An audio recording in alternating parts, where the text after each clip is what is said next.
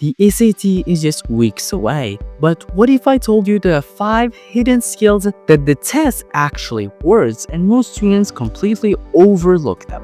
In this video, we are breaking down an SAT reading question that really shows how these 5 skills are tested. So before we dive in, you can check out the free resources that I give away completely for free in my newsletter and my program through the link in the description. Studies have repeatedly demonstrated a strong positive correlation between reading comprehension scores and vocabulary size in elementary students across North American schools. So cool, so we are told that in North America there is usually a positive correlation, meaning bigger vocabulary equals better reading comprehension. Got it? But educational researcher Dr. Anna Kowalski and her team discovered no such relationship in the extensive study of primary school children in remote Arctic communities in Canada. Wait, this is the but moment, so it's the twist. She did not find the same positive correlation here, so we are breaking the expected pattern that we have. So, positive correlation equals mainstream North America, but there is no correlation in Arctic Canada. So let's continue reading the passage. However, Dr. Liu Raya, Dr. Illuminate, and etc. reported comparable reading vocabulary correlations in the study of students in isolated communities in this place, and similar research from remote regions of Siberia has produced matching results. Now, this is the second twist that we have in this passage. Other remote communities, and it's giving an example of those, Scandinavia, Siberia, and etc. They did show the same positive correlation as it was in mainstream North America.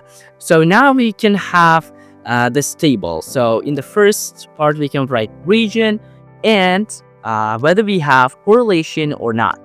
So firstly, in mainstream North America, yes, we do have correlation. In Arctic Canada, no, we don't have any correlation. In Scandinavia, yes, we do have correlation. And in Siberia, we do have the correlation. So now the blank must help us make sense of why Arctic Canada was the outlier, while all the other remote regions have followed the usual pattern. So let's look at the answer choices one by one and think logically. So choice A, isolated student population outside Arctic Canada are more likely to demonstrate a negative relationship. Hold up. So here we have negative relationship. None of the data mentions a negative correlation. Arctic Canada just had no correlation. Also, the other remote places had positive correlation. So this literally contradicts the passage that we have here. So this is a hard no. Now let's move on to choice B. So let's read it. There may be linguistic factors particular to Canadian Arctic communities that disrupted the typical positive correlation.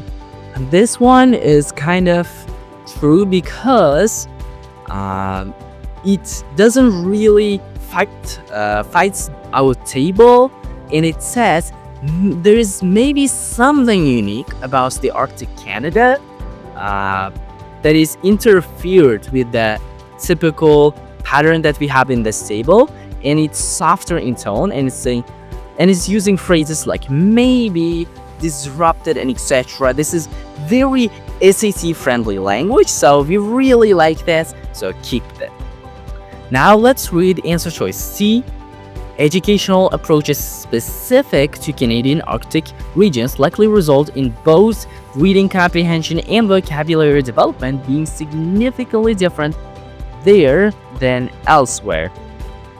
Well, it kind of sounds possible, but notice what this is saying. It assumes why there is a difference. It says that there's a specific reason, there's a specific difference, which is teaching method, but we were never told about the education system in the passage. So this is kind of inserting some new information that we don't really want.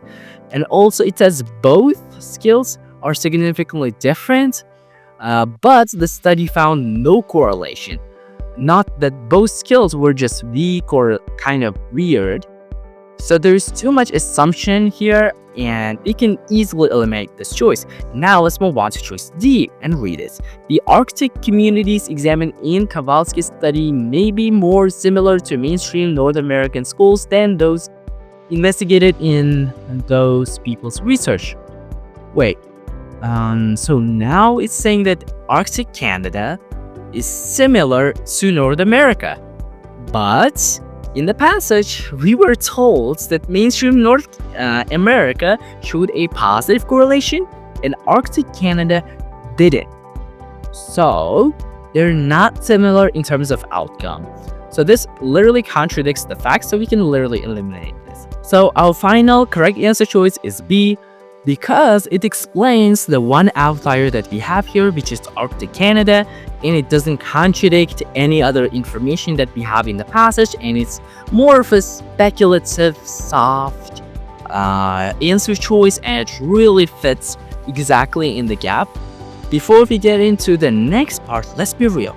If what you're doing right now actually worked, you'd already have a 1500. Well, most SAT students aren't lazy. They're just stuck. They don't have a real plan. They had too many books and still making silly mistakes on easy SAT questions. That's exactly why I built the SAT Elite Coaching. SAT Elite Coaching is a coaching program where I train students live twice a week using real SAT patterns that show up on test day over and over again. You're not watching videos, you're solving, strategizing, fixing what actually holds you back. You will get access to 8 live sessions a month, session recordings, priority support, and a full SAT prep community. Now let's move on to the 5 skills that are tested in this specific question. So the first skill that the SAT, that the College Board is testing you on, is logical reasoning. The most important thing is that can you actually use logic to complete an argument based on the patterns and evidence that we have. For example, in this particular question, we kind of created the logic from the passage as a table. So this question gives you data points from those 4 studies. There is a known pattern, which is a positive correlation in North America. And we kind of created a table for that. And there's one outlier, which is no correlation in Arctic Canada. And there are 2 studies that confirm that even other remote regions also have positive correlation. So the SAT is kind of asking you, given this, all this information, what is the most logical explanation for this study?